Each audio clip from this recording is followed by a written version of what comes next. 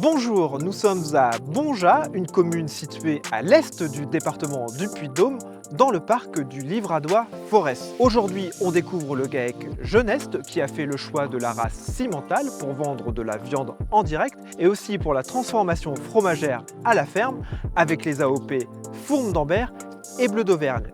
Cette visite, ce sera également l'occasion de découvrir une jolie vue sur le Puy-de-Dôme, le Sancy et le château de Mosin qui date du XIIIe siècle.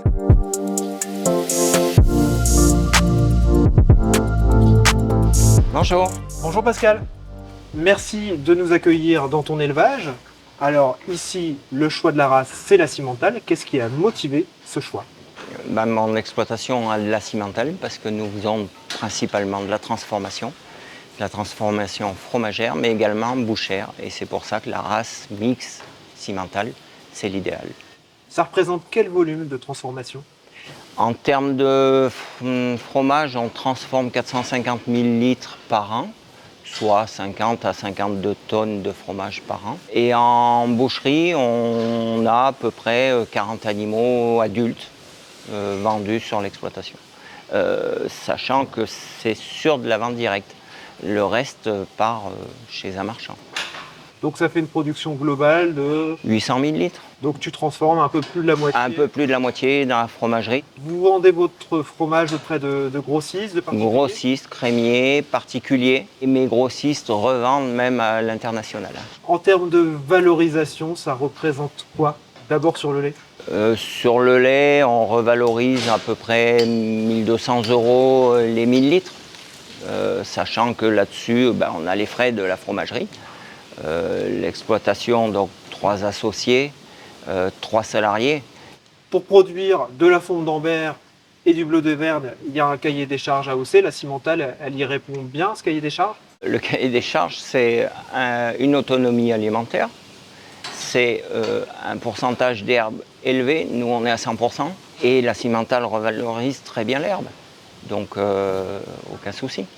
Eh bien, merci beaucoup Pascal pour cette présentation. Maintenant, on va aller découvrir l'histoire de la race avec Pierre-Élie.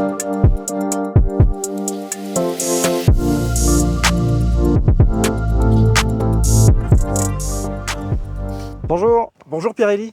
Alors tu es directeur de Cimental France. Alors quelle est l'histoire de cette race cimentale? Alors la race cimentale, elle prend ses origines en Suisse, dans la vallée de la Cimentale. Et ensuite, c'est une race qui s'est diffusée partout sur la planète, partout dans le monde, où aujourd'hui on a beaucoup d'élevages sur les 5 continents, et notamment en Europe, où elle était très développée pour l'élevage laitier. Comment a évolué le schéma de sélection? Quels sont les objectifs en termes de génétique? Alors, le schéma de sélection, il a beaucoup évolué ces dernières années avec l'arrivée notamment de la génomique, où on s'est mis à génotyper aussi en race cimentale. Et donc aujourd'hui, on peut s'appuyer sur notre population historique de contrôle laitier de nos 15 000 vaches au contrôle laitier, mais maintenant nos 3 500 femelles génotypées par an. On s'appuie sur ces femelles-là pour faire des accouplements schéma et ensuite rentrer des mâles en station et les diffuser à l'insémination. Quelles sont actuellement les grandes orientations du schéma de sélection et comment il évolue? Dans les grandes orientations du schéma de sélection, on conserve nos orientations depuis plusieurs années, c'est-à-dire la mixité, notre équilibre entre la production laitière et la production de viande. On va accentuer nos qualités morphologiques et puis on va travailler des nouveaux caractères comme les gènes d'intérêt, notamment le sans corne, où aujourd'hui c'est à peu près 30% de nos inséminations qui sont faites avec des taureaux sans corne et c'est vraiment très plébiscité par les éleveurs. Par rapport à la transformation fromagère, comme ici, Cimental France est en capacité de proposer des taureaux avec des taux adaptés. Tout à fait.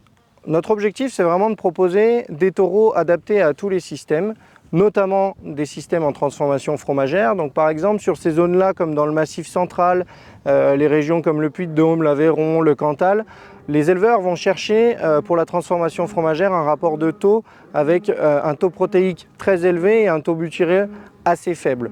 Donc du coup, on va sélectionner des taureaux qui offrent ce profil génétique-là. Cette génétique, est-ce que vous la commercialisez à l'export? Alors oui, de plus en plus, on arrive à avoir un schéma de sélection qui est de plus en plus performant. Donc les taureaux qu'on propose dans notre catalogue ont de plus en plus d'intérêt, notamment pour des nouveaux marchés export. Et donc on va exporter nos doses dans des pays d'Europe de l'Est ou d'Amérique centrale.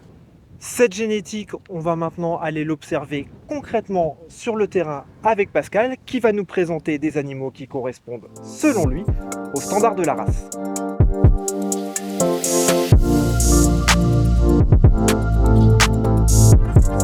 Alors Pascal, tu es avec Salamandre. Pourquoi tu aimes cette vache? Pourquoi elle correspond aux standards de la race pour toi? C'est déjà une vache jaune qui va bien pour la traite et c'est une vache qui marche très très bien. Tu sélectionnes les vaches sur quels critères? Façon de se déplacer, puisque nous on fait du pâturage dans des vallons, et capacité d'ingestion, c'est-à-dire manger des fourrages grossiers le maximum. Quand tu fais ton plan de reproduction, tu observes quels critères dans tes choix de taureaux? Le lait, principalement. Ensuite, aucune détérioration des taux, sachant qu'on a des taux qui sont quand même assez importants. Merci Pascal pour toutes ces précisions. On va maintenant retrouver Pierre-Élie. On va voir avec lui quel animal lui a tapé dans l'œil. Pierre-Élie, ton choix s'est porté sur Star. Qu'est-ce qui te plaît sur cette vache? Alors, ce qui me plaît sur Star, c'est que c'est une vache qui est en première lactation et c'est une vache qui est pleine d'avenir. Pour moi, c'est vraiment ce qu'on recherche aujourd'hui en termes d'objectifs de sélection pour la race Simmental. On va chercher des premiers veaux comme Star, c'est-à-dire des vaches qui sont très solides sur leurs aplombs, qui ont un bon système mammaire, c'est-à-dire une mamelle bien accrochée avec un bon ligament, c'est-à-dire que la mamelle va pouvoir bien vieillir. Et puis c'est une vache qui a quand même ce caractère mixte, qui est très solide, couverte, avec un bon dos. Eh bien, merci Pierre-Élie. Alors, tu parles de vaches qui vieillissent. Moi aussi, j'en ai une qui m'a tapé dans l'œil. Alors, j'aime bien les vieilles. Montre-la moi. C'est japonaise, une vache en 10e lactation. On la regarde en image et on se retrouve tout de suite pour faire la conclusion de cette visite d'élevage.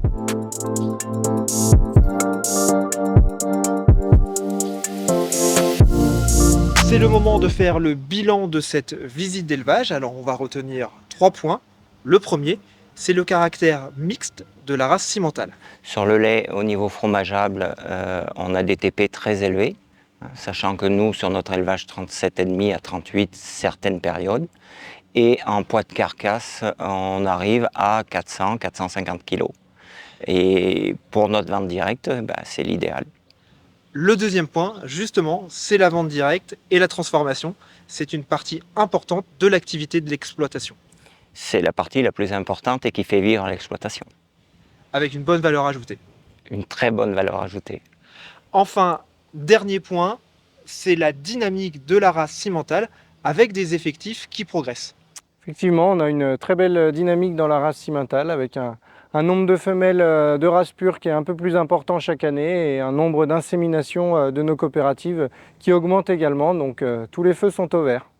Merci à tous les deux de nous avoir accueillis pour cette visite.